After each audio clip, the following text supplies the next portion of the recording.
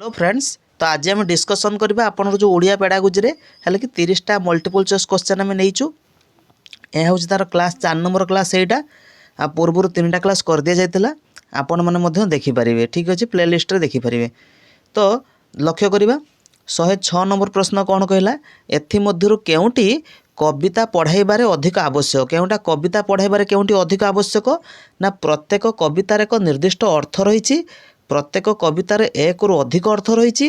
कवितार सामाजिक समस्यार प्रतिफलन न रहिबा, कवितार कौनसी प्रकारर मानसिक चाप पकेबार उपादान नथिबा। ठीक अछि। तो आर जदि करेक्ट आंसर आम रोच कौन ना कविता पढ़ाइबारे कोटा अधिक आवश्यक ना प्रत्येक कवितार एक रु अधिक अर्थ रही। ठीक अच्छे। तापर नेक्स्ट रोच कौन 106 है कि 107 कौन कहला। हाँ, ये जब क्वेश्चन पके मन रखिथे आम जो कह जदि कविता भी पढ़ती ना एंजॉयमेंट पाई। ठीक अच्छे, यह मन रखिए। ठीक अच्छे, एंजॉयमेंट पाई आम कौन कविता पढ़ती। ठीक अच्छे। तापर 107 नंबर प्रश्न कौन कहला, जड़े शिक्षक लिखित बरणी लिखन शिखाइबा उद्देश्य शिक्षार्थी को किसी संवादपत्र रे प्रकाशित बरणी छात्र मध्य वितरण करी सेमानंकु निज निजर दृष्टिकोण आधार रे बरणी प्रस्तुत करने को चाहिए। ठीक अच्छे। अर्थात गोटे न्यूज पेपर कौन जो आर्टिकल अच्छी है कि ताकू कौन पिला कौन कले वितरण कले। वितरण करिकी निज निजर दृष्टिकोण आधार रे से आर्टिकल उपर कौन सी कौन एक बरणी प्रस्तुत करने पिला कहले। ठीक अच्छे। तो से जो संवादपत्रटा कौन हिसाब से यूज हो, संवादपत्र कौन हिसाब से यूज हो, टीएलएम हिसाब से यूज हो ना, टीचिंग लर्निंग मटेरियल हिसाब से यूज हो। देखिए ऑप्शन देछि कौन, शिक्षण सामग्री, अध्ययन सामग्री, शिक्षण अध्ययन सामग्री, यही टीचिंग लर्निंग मटेरियल्स। ठीक अच्छे। नेक्स्ट देखिए क्वेश्चन कौन कही 107 गला 108 भारत रे केतोटी भाषा परिवार भाषा प्रचलित। ठीक अच्छे। तो जदि कही भारत रे केतोटी भाषा आमर परिवार भाषा रूपे प्रचलित, ऑप्शन देछि 4 6 8 10 आमर 4टी है कि 4टी आम यूज करती है। 4टी तो जदि कहवा गोटे आपणकर आसे कौन इंडो यूरोपियन गोटे आसे नि कि इंडो यूरोपियन गोटे आसे, आउ गोटे आपन द्राविड़ बोली आसे नुहे कि आउ प्राय आउ 2टा ठीक से मन पड़नी तिब्बतान भी एमती तिब्बत रिलेटेड गोटे आसे सेमती है। आप निजे देखिपारे कौन रोचे कि मैक्सिमम 2टा यूज होता है कि 4टी भाषा रहे। फैमिली जो भाषा परिवार भाषा रूप जो यूज होता है आमर 4टी। ठीक अच्छे। तापर नेक्स्ट क्वेश्चन दीजिए कौन लक्ष्य करवा 109 क्वेश्चन कौन कहला, केउ पद्धति अनुजाई भाषा श्रेणी कक्ष रे मातृभाषार व्यवहार निषेध। मातृभाषा निषेध जो डायरेक्ट मेथड रे है कि डायरेक्ट मेथड रे आपणकर मातृभाषा यूज करा जीवो नाही। जो भाषा रे पाठ पढ़ा होची सेही भाषा रे पढ़ा जीवो। मन करे इंग्लिश पढ़ा होची ओनली टीचर भी इंग्लिश कहबो, पिला भी इंग्लिश कहबे हैला। तो यही रही प्रत्यक्ष प्रणाली डायरेक्ट मेथड रे यूजटा होई न थाए, माने मदर टंग एटी यूज होई न थाए। तापरे 110 नंबर कौन कहला, भाषा शिक्षादान समय रे शिक्षक सामाजिक विज्ञान रु उदाहरण दे बुझौथले। अच्छा, ए प्रकार शिक्षण पद्धति को कौन कहा जाए, शिक्षक विज्ञान भाषा शिक्षादान समय रे शिक्षक विज्ञान और सामाजिक विज्ञान रु उदाहरण दे बुझ। ओह, शिक्षक पढ़ाउछन्ती भाषा किंतु एग्जांपल देइछन्ती कोटरा कहले विज्ञान और सामाजिक। तो यह केउं प्रकार शिक्षण कहुब ना विज्ञान और भाषा शिक्षण, पाठ्यक्रम बाहर भाषा, टीपीआर टोटाल फिजिकल रेस्पॉन्स ना सीएलटी ना। तो यहाँ करेक्ट आंसर आपंकर पाठ्यक्रम बाहर भाषा ऑप्शन नंबर 2 हम ये। ठीक अच्छे। तापर नेक्स्ट देखिए कौन कही, कारण सीएलटी टीपीआर 2टा यूज होता है कोट्रे आपंकर मातृभाषा यूजटा होता है माने लांगुएज जो आम पिला पढ़ाती। तापर भाषा शिक्षा रे बोध शक्ति उपरे गुरुत्व देवा द्वारा केउं धरणर उद्देश्य साधित होता है और केउं धारणा सृष्टि होता है। भाषा शिक्षा रे बोध शक्ति उपरे गुरुत्व देवा द्वारा केउं धरणर उद्देश्य साधित होता है और केउं धारणा सृष्टि होता है। त्रुटि भाषा शिक्षण पद्धतिर अंशविशेष। भाषा शिक्षण रे अभ्यास पद्धति सहायक होता है। संलापर पुनरावृत्ति और स्मरण उपरे शिक्षक गुरुत्व देवा आवश्यक ना त्रुटि गुड़िक संगे संगे संशोधन करने आवश्यक, नचेत ताहा शिक्षार्थी मन में दृढ़ भाव स्थापित हो रहिबो। तो जदि लक्ष्य करिया बोधशक्ति उपरे जेतेबेले गुरुत्व दि जाए केउं धरण उद्देश्य सहित होता है ना त्रुटि होउची भाषा शिक्षण पद्धतिर एक अंश विशेष हैला। तापर नेक्स्ट होची कोन 112 नंबर प्रश्न केउं परीक्षण द्वारा शिक्षक शिक्षार्थी निम्न फलाफल कारण संपर्क में अवगत होइथांती है कि केउं परीक्षण द्वारा शिक्षक शिक्षार्थी निम्न फलाफल कारण संपर्क में अवगत होइथांती पारदर्शिता परीक्षा निर्णायक परीक्षा लक्ष्य साधन परीक्षा ना आकलनमूलक परीक्षा। ठीक अच्छे तो जब करेक्ट आंसर होची कोन ना निर्णायक परीक्षा। ठीक तापरे षष्ठ श्रेणी छात्र को पढ़ाउथुबा भाषा शिक्षक भाषा परीक्षा पत्र देबा परे जानिले जे शिक्षार्थी भल भाव उत्तर दे पारि नांती टीचर कौन कर पिला मानकु परीक्षा करैछन्ती परीक्षा पर देखिले जानिले जे पिला माने कौन ना भल भाव उत्तर दे पारि नांती तेणु से आउ थरे परीक्षा कले तो यही प्रकार परीक्षा केउं प्रकार परीक्षा बा पद्धति कहा जाई थाए एहाको आपणकर कहा जाई थाए निर्णायक पद्धति कौन कहा जाई थाए निर्णायक पद्धति। ठीक अच्छे तापरे 114 नंबर जड़े भाषा शिक्षक पाठ पढ़ाया परे तांको डायरी लिखिले जे शिक्षार्थी भाषा खेल को खूब पसंद करथिले समस्ते अंशग्रहण करथिले किंतु 3 नंबर ग्रुप को उपयुक्त फल लाभ करने पाई यथेष्ट परिश्रम करिया पड़ुथुला एहा को कहार उदाहरण माध्यम भाव ग्रहण कर जाई परिवो कहार ना आकलन ना घटना बा व्यक्ति विषयक तथ्य संग्रह प्रतिफलात्मक विचार ना मतामत। ठीक अच्छे यहाँ कौन कह जाई परिवो ना यहाँ को आपणकर कौन कह ना प्रतिफलात्मक विचार रूपे कह जाई परिवो। जड़े सार्थक भाषा शिक्षक कौन ना पाठ्यपुस्तक रे दिया जाइथिबा समस्त प्रश्नर उत्तर देया प्रस्तुत करे थाए ना पाठ्यपुस्तक सहित पाठ्यपुस्तक बाहर विषय को शिक्षादान व्यवहार करे थाए माने पाठ्यपुस्तक बाहर विषय माने कोटा कहले माने पिलार जोटा दैनंदिन जीवन रे पिला भी जोटा कौन यूज जोटा करूछि हैला कि ताहाको रिलेट जोटा पिला करि पारुछि हैला ता सहित ऑप्शन 3 कौन कहला पाठ्यपुस्तक समस्त प्रश्न पचारि थाए ना निर्धारित पाठ्यपुस्तक बाहर को जाई न थाए तो आर जदि करेक्ट आंसर आम लक्ष्य करवा जड़े सार्थक भाषा शिक्षक ऑप्शन 2 पाठ्यपुस्तक सहित बाहर विषय को मध्य कौन करे थाए ना शिक्षादान रे व्यवहार करि थाए। तापरे नेक्स्ट अछि 116 नंबर प्रश्न कौन कहला एथिमध्यरु केउठी भाषा शिक्षण रे आवश्यक एथिमध्यरु केउठी भाषा शिक्षण आवश्यक ना पाठ्यपुस्तक सहायक पुस्तक शिशु साहित्य ना कार्य तालिका केउटा आवश्यक होता है ना शिशु साहित्य। ठीक अच्छे तापरे एहा द्वारा एथिमध्यरु काहा द्वारा भाषा शिक्षार्थी मध्यरे सृजनात्मक जात हो पारिबो काहा द्वारा क्रिएटिविटी काहा द्वारा जात हो पारिबो ना भल नंबर पाई शिक्षार्थी को पृथक भाव तालीम दबा एटा कदापि नुहे ये तो नुहे है तापरे सेमानक अनुभूति आधार रे निर्णय भाव लेखापी सुजोग देवा सेमानक नैतिक ज्ञान आधारित गल्प पढ़ापा गल्प पढ़ा लेखापी कहवा ना शिक्षण रे आग्रह बढ़ापी शिक्षार्थी को परामर्श दवा। ठीक अच्छे तो जदि यार करेक्ट आंसर आपण रोचे कौन ना ऑप्शन नंबर 2 क्रिएटिविटी वृद्धि हो तो तांकर एक्सपीरियंस माध्यम अनुभूति माध्यम निर्भय भाव लेखापी सुजोग देवा। तापरे 118 नंबर प्रश्न कौन कहला ना भाषा शिक्षण रे मानसिक माप माइंड मैपिंग रो अर्थ होची कौन पिलांकर जो पूर्वर जो नॉलेज जहाँ भी पिला गेन करिसेंती ताहाको रिलेट करके वर्तमान जो जहाँ पिला माने कौन नॉलेज जो क्रिएट करती कौन कही देखिया मस्तिष्कर चित्र प्रदान करवा ना मस्तिष्क ना गल्प बा कवितार वर्णित स्थान एक मानचित्र प्रस्तुत करवा एक असाधारण अनुभूति संपर्कित कार्य योजना प्रस्तुत करी उपस्थापन कराइबा शिक्षार्थी को यही अतीत को स्मरण करी नूतन कल्पना सृष्टि करने संगे संगे उपस्थापन करिया तो ऑप्शन नंबर 4 एटा तो कहे माइंड मैपिंग।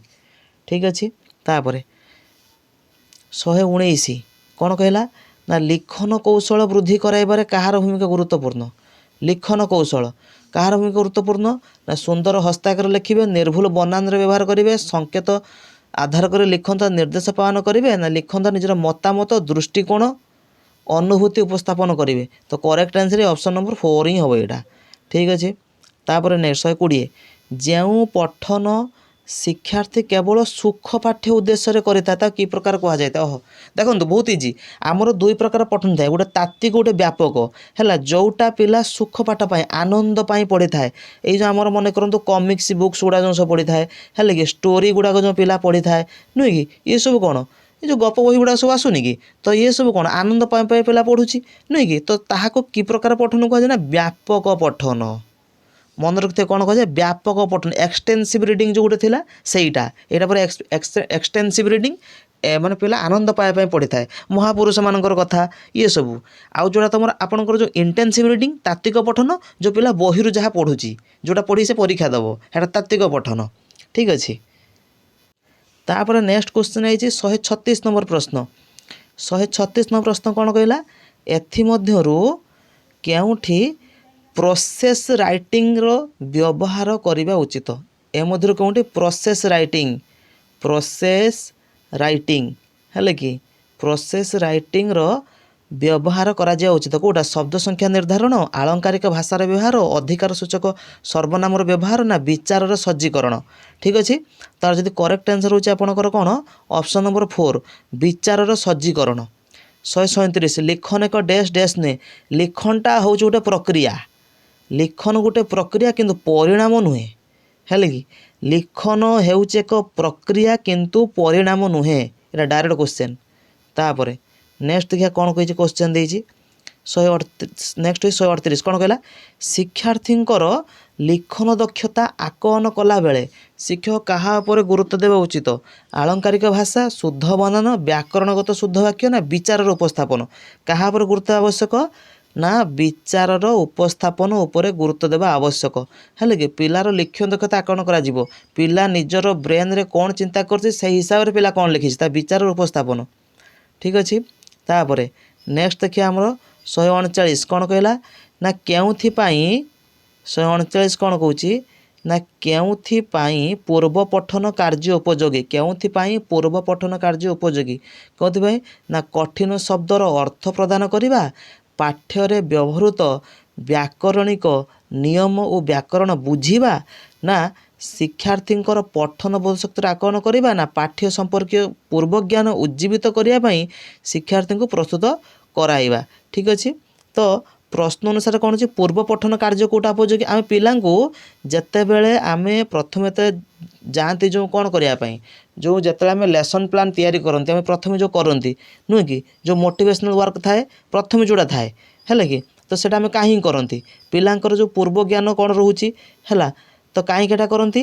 ନା ପିଲାଙ୍କର ପୂର୍ବ ଜ୍ଞାନ ଉଜ୍ଜୀବିତ କରିବା ପାଇଁ ଶିକ୍ଷାର୍ଥୀଙ୍କୁ ପ୍ରସ୍ତୁତ କରାଇବା। ଏଇଟା କରିସାରିଲା ପରେ ସିନା ଆପଣଙ୍କର ପ୍ରେଜେଣ୍ଟେସନ୍ ଷ୍ଟେଜ୍ ଆସିବ। ପ୍ରଥମେ ଆପଣଙ୍କର ଉପକ୍ରମ ଷ୍ଟେଜ୍ ଆସେନି କି, ଏଇ ଯେଉଁ ଲେସନ୍ ପ୍ଲାନ୍ ଯେତେବେଳେ ବନାନ୍ତି ଇଣ୍ଟ୍ରୋଡକ୍ସନ୍ ଷ୍ଟେଜ୍ଟା ସେଇଠି ଆପଣଙ୍କର ଥାଏନି କି, ଯେଉଁ ଟିଚର୍ ରହିବେ ହେଲେ କି, ପିଲାମାନେ ଯେଉଁ ଆସିବେ ଟିଚର୍ କ'ଣ କରିବେ? ବିଭିନ୍ନ ଷ୍ଟୋରି ମାଧ୍ୟମରେ ହେଉ ବା ଗୀତ ମାଧ୍ୟମରେ ହେଉ ନୁହେଁ କି, ତ ପିଲାମାନଙ୍କୁ କ'ଣ କରିବେ? ମୋଟିଭେଟ୍ କରିବେ ଯେ ପାଠ୍ୟ ବିଷୟବସ୍ତୁକୁ ଆଣିବା ପାଇଁ ନୁହେଁ କି, ସେଇଟା ତ ଏଇଟା କରାଯାଇଥାଏ। ଠିକ୍ ଅଛି। Option number correct answer option number 4 ହେବ। ତାପରେ 140 ନମ୍ବର ପ୍ରଶ୍ନ କ'ଣ କହିଲା? ନା ଭାରତର ସମ୍ବିଧାନରେ ଅଷ୍ଟମ ତାଲିକାରେ କେତୋଟି ଭାଷାର ନାମ ଉଲ୍ଲେଖ ହେଇଛି? କେତୋଟି? 22ଟି। ଆମର କେତୋଟି ଭାଷା ଅଛି? 22ଟି। ତାପରେ 141 କ'ଣ କହିଲା? ନା ବିଭିନ୍ନ ଅବସ୍ଥାର ବର୍ଣ୍ଣନା କରି ଶିକ୍ଷକ କ୍ଲାସ୍ରେ ଶିକ୍ଷାର୍ଥୀଙ୍କୁ ରୋଲ୍ ପ୍ଲେ ଜରିଆରେ ଦେଖାଇବାକୁ ଚାହାନ୍ତି। ପିଲାମାନେ ରୋଲ୍ ପ୍ଲେ କରନ୍ତି। ମନେ କରନ୍ତୁ ଏ ଡାଇଲଗ୍ କହୁଛି, ବି ଡାଇଲଗ୍ କହିବ, ସି ଡାଇଲଗ୍ କହିବ, ଏମିତି ଗୋଟେ ଷ୍ଟୋରି ନିଆଯିବ, ସମସ୍ତେ କ'ଣ ଡାଇଲଗ୍ କହିବେ ହେଲା କି। ତାପରେ ରୋଲ୍ ପ୍ଲେରୁ ସେ କେତେକ ନିୟମ ବାହାର କରି ତା'ର ଅଭ୍ୟାସ କରିବାକୁ କହିଥାନ୍ତି। ତାହାଦ୍ୱାରା ସେ କ'ଣ ପଢ଼ାଇବା ପାଇଁ ଚାହିଁଥାନ୍ତି? କ'ଣ ପଢ଼ାଇବା ପାଇଁ? ନା ନିର୍ଦ୍ଧାର୍ଯ୍ୟ ବ୍ୟାକରଣକୁ ଅଲଗା କରି ଆବଶ୍ୟକ ଅନୁସାରେ ପରିସ୍ଥିତିକୁ ଖାପ ଖୁଆଇ ବ୍ୟାକରଣ, ସଂଯୁକ୍ତ ପଦ୍ଧତି। ତ ଶିକ୍ଷକ କ'ଣ କରିବା ପାଇଁ ଚାହିଁଥାନ୍ତି ଏଠି? ନା ଅପସନ୍ ନମ୍ବର 3 ଆବଶ୍ୟକ ଅନୁସାରେ ପରିସ୍ଥିତିକୁ ଖାପ ଖୁଆଇ ଯେଉଁ ବ୍ୟାକରଣ କରିଥାନ୍ତି। ଠିକ୍ ଅଛି।